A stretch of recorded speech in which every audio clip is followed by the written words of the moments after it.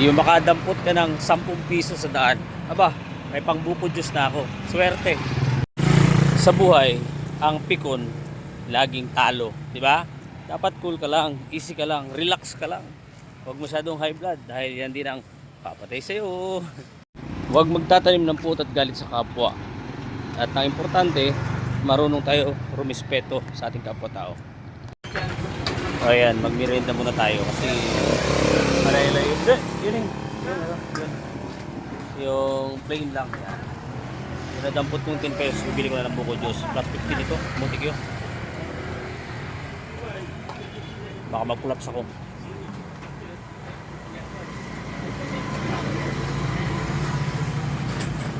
Yan, pawid na tayo eh.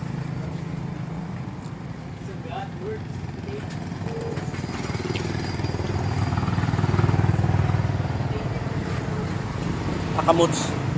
The more you eat, the more you fruit. Yan. Dito na dito sa tabing kalsada.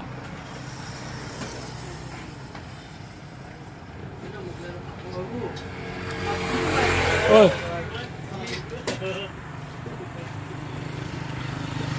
Kaibigan natin dito dumadaan.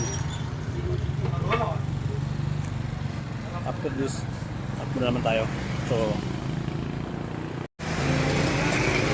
hindi na lang. Pagkatapos ito, takbo na naman tayo. Ayan. Let's go! Nalampasan na natin yung rotonda. Ayan o. Punong-puno yung karga ng truck o. Ito po yung papasok sa Faith Adventist Academy. Ayan o. Ang kaibigan natin si Crystal Dogs. Ayan o. Oo. Mas malayo po narating niya. Dito na po tayo sa Arado 2. Ayan ang kailang covered court o. Marami naglalaro ng basketball mga bata. Ayan o. Lakas ng mga kabataan dito o. Tingnan nyo o. Ayan o. Kaya yung mga kabataan dito o. Baliwala o. O sige. 1, 2, 3. O. O. Yun. Sige. Kaya. Mukhang natatawa na siya. Ayun o. Baliwala. So yung mga kabataan dito. Tingnan mo sa Arado. Arado 1 o. Galing. Yan o. Pinag-uusapan namin yung mga sakit-sakit o. Yan si Pariyong. Meron na siyang naramdaman. Si Parikoy. 50 years old. Parehas kami. So lahat na lang po. Mga pagkain. Matataba. Inumin. At kung ano yung iwasan natin. Ang dapat nating iwasan. Yung mga asawa nating bungangira. Mas madali makapagpahina ng katawan. Ha? Pre. Sumuna ako.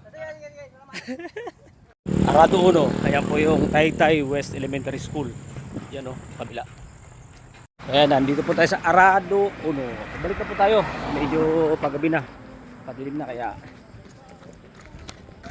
Ang lawak ng palayan. Ang ganda tingnan. Naku, magsisibak pa pala ako ng kahoy. Pambihira. Gabi na. The most exciting part. Mapinaan ka sa morgue. Ayun o. Ang dilim. Para may nakatingin sa'yo. Hello. Finally, I'm home.